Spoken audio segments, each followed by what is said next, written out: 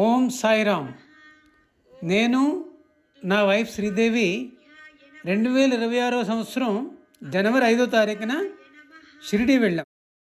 ఈ వీడియోలో దర్శనం, హారతి, రూము ఎలా బుక్ చేసుకోవాలి, షిరిడీలో ఉన్న సదుపాయాలు ఏంటి, ద్వారకామాయి, చావడి, సమాధి మందిరం విశిష్టత ఏంటి, సాయిబాబా మహిమల గురించి కొంత, సాయి తీర్థ్, సాయి థీమ్ పార్క్ గురించి, సాయిబాబా సేవా ట్రస్ట్ కార్యక్రమాల గురించి కవర్ చేశాం. షిరిడి ట్రిప్ ప్లాన్ చేసుకున్నప్పుడు 1-2 నెలలు ముందుగానే మనం ఆన్లైన్లో టికెట్స్ బుక్ చేసుకోవచ్చు. Website URL online.sai.org.in. ఇది టైప్ చేస్తే ఈ పేజ్ ఇలా ఓపెన్ అవుద్ది. శ్రీ సాయిబాబా సంస్థాన్ ట్రస్ట్ షిరిడి. ఇందులో మన సెల్ ఫోన్ నెంబర్ వేసి గెట్ ఓటీపీ అంటే ఓటీపీ వస్తుంది. అది ఆ క్యాప్చా ఫిల్ చేస్తే మనం లాగిన్ అవుతాం. అప్పుడు ఓపెన్ అయ్యే ఫేజ్లో బాటంలో అంటే క్రింద ఈ రకంగా సర్వీస్ ఆప్షన్స్ అన్నీ ఉంటాయి. దర్శనం, హారతి, అకామిడేషను, రూమా, డార్మిటరీ అన్నీ ఉంటాయి. ఫర్ ఎగ్జాంపుల్ మనం రూమ్ బుక్ చేసుకోవాలంటే రూమ్ మీద క్లిక్ చేసి ఆ తర్వాత ఈ డీటెయిల్స్ అన్నీ ఇలా ఫిల్ చేయాలి. అంటే ఏ రూమ్ కావాలి, ఏసీయా, నాన్ ఏసీయా, ఎంతమందికి కావాలి, ఎన్ని రోజులకు కావాలి, ఏ కాంప్లెక్స్లో కావాలి, అన్నీ మనం ఫిల్ చేసి పేమెంట్ చేస్తే మనకి రిసీట్ వస్తుంది. ఇదే విధంగా దర్శనం, హారతి కూడా మనం అడ్వాన్స్గా బుక్ చేసుకోవచ్చు. షిరిడీలో మొత్తం 8 భక్త నివాస్ కాంప్లెక్స్లు ఉన్నాయి. మొత్తం అన్నింటిలోనే కలిపి 2750 రూమ్స్ ఉన్నాయి. అందులో ఏసీ రూమ్లు, నాన్ ఏసీ రూమ్లే కాకుండా పెద్ద పెద్ద హాల్స్ అంటే షేరింగ్ బేసిస్లో ఉండొచ్చు, 50 రూపీస్ పర్ హెడ్ కట్టి. అలా కాకుండా మరీ పూర్ పీపుల్ గురించి అని 10 రూపీస్ కడితే మనకి 10 రూపీస్కే ఒక లాకర్ ఇస్తారనమాట. 100 రూపాయలు డిపాజిట్ కట్టాలి, అది మళ్ళీ వెనక్కి ఇచ్చేస్తారు మనకి. ఈ లాకర్ తీసుకున్న వాళ్ళు ఏంటంటే హాల్లో ఉంటాయి లాకర్స్ అన్నీను. ఆ లాకర్ ముందే దుప్పటి పరుచుకుని పడుకుని మళ్ళీ పొద్దుట వెళ్ళిపోయేటప్పుడు 100 రూపీస్ తీసుకుని వెళ్ళిపోతారు అన్నమాట. మొత్తం టాయిలెట్స్, అన్ని ఫెసిలిటీస్ కూడా అందులో ఉన్నాయి. ఈ రూమ్సు, ఈ ఫెసిలిటీసు అన్నీ కూడా టెంపుల్ నుంచి 1.5 కిలోమీటర్ డిస్టెన్స్ లోపలే ఉన్నాయి. ఫ్రీ బస్ కూడా ఉంది. బస్ స్టాండ్లో కూడా ఉండాలనుకుంటే డార్మిటరీస్ ఉన్నాయి.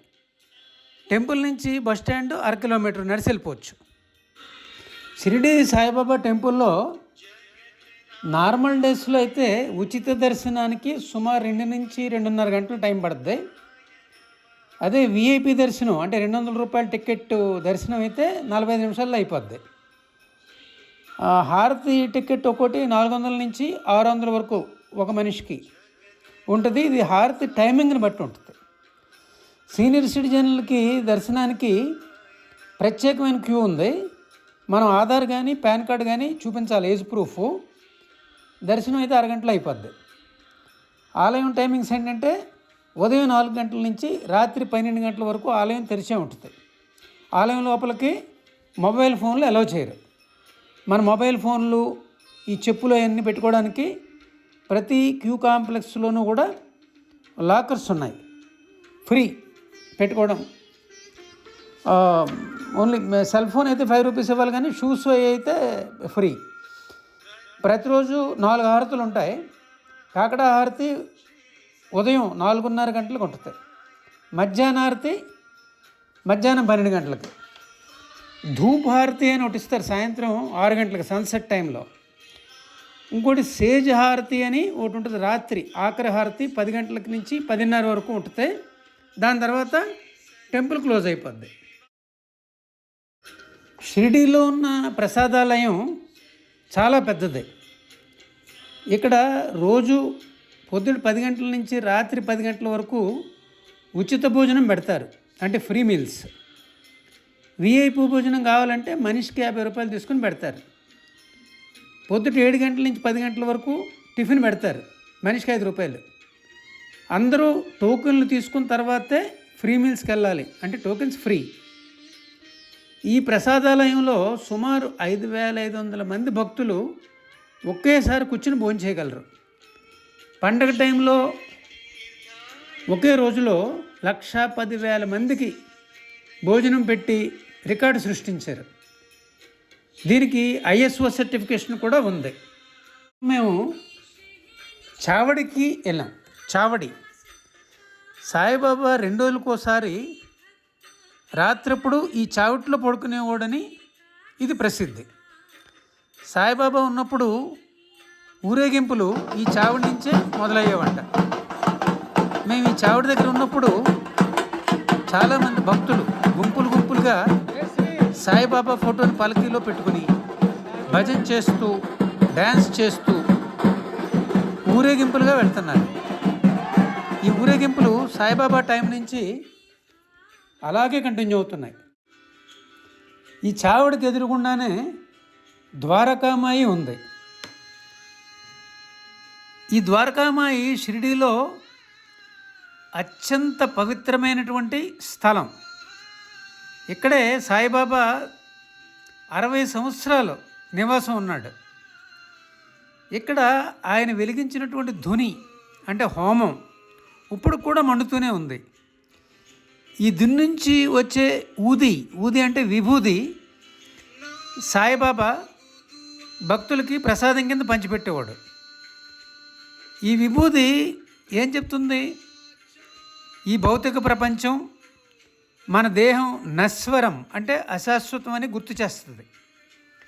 వేలాది మంది భక్తుల అనుభవాల ప్రకారం ఈ విభూది ఆరోగ్యం, సంపద, మనశ్శాంతి కలిగిస్తుంది. అంతేకాకుండా మన కోరికల్ని నెరవేరుస్తుంది. సాయిబాబా భక్తుల నుదుటి మీద ఈ ఊది పెట్టి ఆశీర్వదించేవాడు. మెయిన్ రోడ్డు మీద బస్ స్టాండ్కి ఎదురుగుండా ఖండోబా మందిరం ఉంది. ఈ ఖండోబా శివుని యొక్క అంశ. ఈ గుడి విశిష్టత ఏంటంటే సాయిబాబా షిరిడీ వచ్చినప్పుడు మొట్టమొదట ఈ గుడికే వచ్చాడు. ఇక్కడ పూజారి మహల్సపతి అన్న ఆయన సాయిబాబాని రండి సాయి అని ఆహ్వానించాడు. అప్పటి వరకు సాయిబాబా పేరు ఎవరికీ తెలియదు, అంటే ఆయనకి పేరు లేదు. అప్పటి నుంచే సాయిబాబాకి ఆ పేరు వచ్చింది. ఇంకా చావిడి దగ్గర దక్షిణముఖ హనుమాన్ టెంపుల్ అని ఒకటి ఉంది. ద్వారకామాయి నుంచి కొంచెం దూరంలో పల్లకీ గార్డెన్ అనేది ఉంది. ఈ పల్లకీ గార్డెన్ నుంచి ప్రతి గురువారం సాయిబాబా విగ్రహాన్ని పల్లకీలో ఊరేగిస్తారు.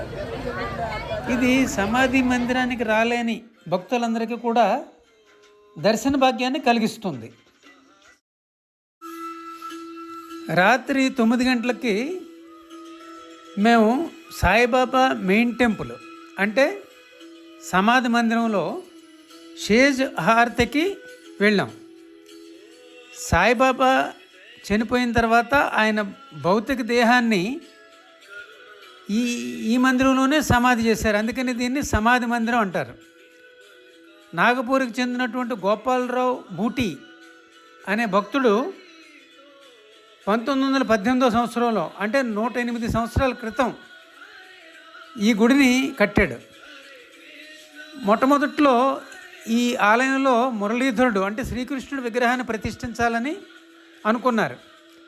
కానీ ఈ గుడి కట్టడం పూర్తయ్యేటప్పటికి సాయిబాబా బాగా అనారోగ్యం పాలయ్యి ఆయన భౌతిక శరీరాన్ని విడిచిపెట్టేశారు. అప్పుడు సాయిబాబా బ్రతుకున్నప్పుడు ఆయన వెల్లడించినటువంటి కోరిక మేరకు ఈ ఆలయంలోనే సాయిబాబా దేహాన్ని సమాధి చేశారు. బాబా మహిమ ఆయన బోధనల్లోనే ఉంది. శ్రద్ధ, సబరి అంటే విశ్వాసం, సహనం ప్రతి మనిషి పెంపొందించుకోవాలని ఆయన బోధించాడు. సబ్కా మాలిక్ ఏక్ అంటే భగవంతుడు ఒక్కడే అని సాయిబాబా బోధించాడు. అది ఆయన ఊతపదం. ఆయన జీవితం మొత్తం ప్రేమ, కరుణ, క్షమ, దయ, సేవ, దాన గుణాలతోటి నిండి ఉంది. ఈ గుణాలే మన ప్రథమ ధర్మాలని, ప్రతి మనిషి వాటిని పాటించాలని ఆయన బోధించాడు. సాయిబాబా హిందూ మరియు ముస్లిం సంప్రదాయాల్ని మహాపవిత్రంగా సరి సమానంగా పాటించాడు. ఆయన హిందువో ముస్లిమో ఎవరికీ తెలీదు, చెప్పలేరు. ఆకలితో ఉన్న వాళ్ళకి ఆహారం పెట్టడమే గొప్ప దానం అని, అన్ని దానాల్లోకి అన్నదానం మహాదానం అని సాయిబాబా బోధించాడు. సాయిబాబా వంట సామాగ్రి మొత్తం స్వయంగా సమకూర్చుకొని తనే వండి పేదలకి, నిస్సహాయాలకి, అభాగ్యులకి భోజనం పెట్టి వారి ఆకలి తీర్చేవాడు. ఈ సంప్రదాయం ఇప్పటికీ కొనసాగుతుంది. సాయిబాబా తిరగలతోటి గోధుమలు విసురుతూ ఉండేవాడు. ఆ గోధుమ పిండిని తీసుకెళ్ళి షిరిడి, దాని చుట్టుపక్కల గ్రామాల సరిహద్దుల్లో చల్లమని చెప్పాడు. ఆ పిండి చల్లిన తర్వాత ఆ గ్రామాల్లో అప్పుడు వ్యాపిస్తున్నటువంటి ప్లేగు వ్యాధి పూర్తిగా తగ్గిపోద్ది. సాయిబాబా చేసిన అద్భుతాల గురించి అనేక కథలు ఉన్నాయి. సాయిబాబా ప్రతిరోజు ద్వారకామాయిలో నూనె పోసి దీపాలు వెలిగిస్తూ ఉండేవాడు. దానికోసం ఆయన వ్యాపారస్తుల దగ్గర నుంచి రోజు నూనె తీసుకునేవాడు. ఒకరోజు వ్యాపారస్తులు అందరూ కలిసి సాయిబాబాకు నూనె ఇవ్వకూడదని నిర్ణయించుకుంటారు. అప్పుడు సాయిబాబా నూనెకు బదులు నీళ్లు పోసి ఆ నీళ్లతోటి దీపాలు వెలిగిస్తాడు.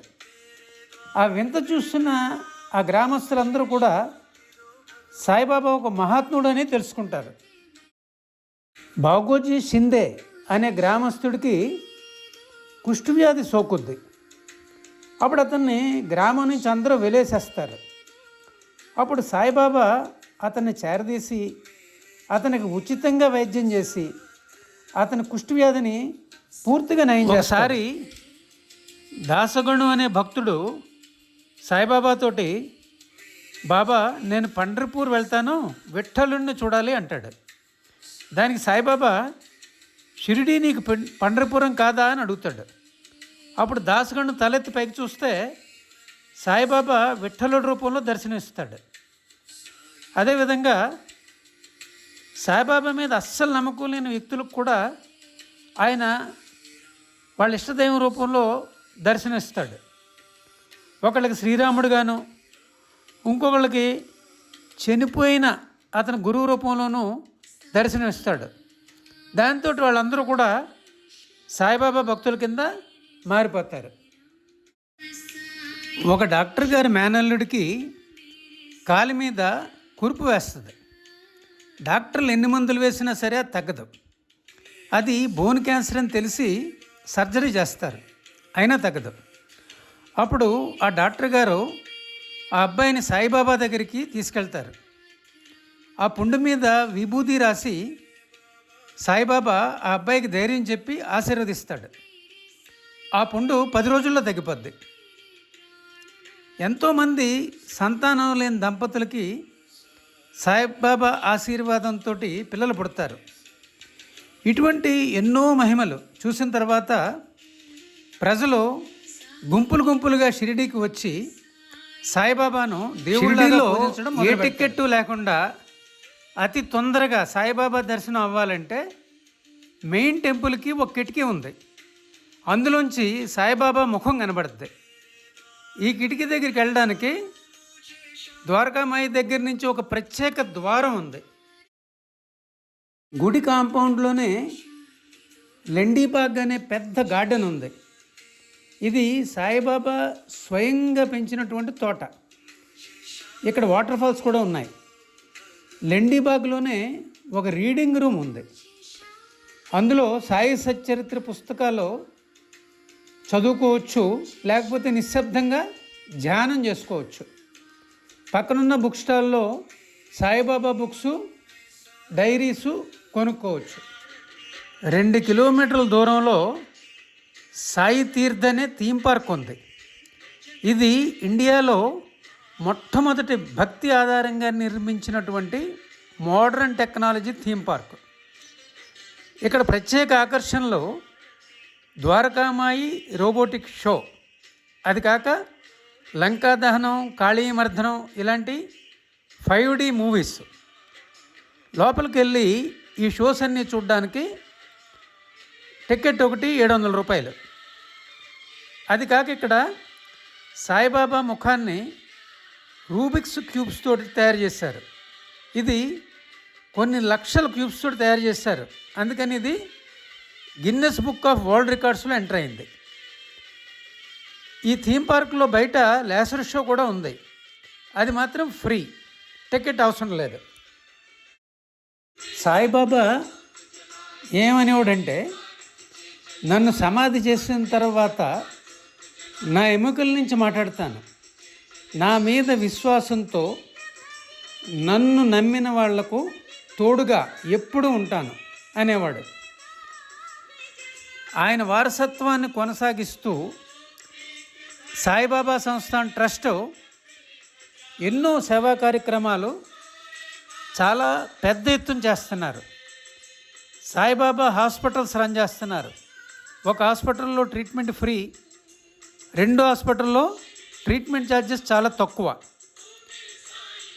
అనాథాశ్రమాల్లో స్టూడెంట్స్కి ఒక పూట భోజనం ఫ్రీగా పంపుతున్నారు. వృద్ధాశ్రమాలు రన్ చేస్తున్నారు. టెంపుల్లోనే బ్లడ్ బ్యాంకు రన్ చేస్తున్నారు. భక్తులు ఇచ్చిన రక్తాన్ని చారిటబుల్ హాస్పిటల్స్కి, గవర్నమెంట్ హాస్పిటల్స్కి ఇస్తున్నారు. సాయిబాబా ఎడ్యుకేషన్ కాంప్లెక్స్లో ఎల్కేజీ నుంచి డిగ్రీ వరకు విద్యార్థులు చదువుకుంటున్నారు. ఓం సాయిరామ్, ఓం సాయిరామ్, ఓం సాయిరామ్. సాయిబాబా సందేశం మన జీవితంలో జరిగే మంచి చెడులకు మన కర్మలే కారణం. అందుకే నీ జీవితాన్ని సరిచేసుకోవాలంటే ముందు నీ కర్మలను సరిచేసుకో, మంచి మార్గంలో నడు. నేను ఎప్పుడూ నీతోనే ఉంటాను. మంచి ఆలోచనలు చెయ్యి, నీ గురించి అన్నిటి గురించి మంచిగా మాట్లాడు. కాలంతో అన్నీ బాగుపడతాయి, భయపడకు. జీవితం ఎంతో అందమైనది. నీ జీవితంలోనికి రావడానికి ఎదురు చూస్తున్న అనేక అందమైన విషయాలను నీవు చూడాలి, అనుభవించాలి. నీకు నా ఆశీర్వాదములు. ధన్యవాదములు. Thank you.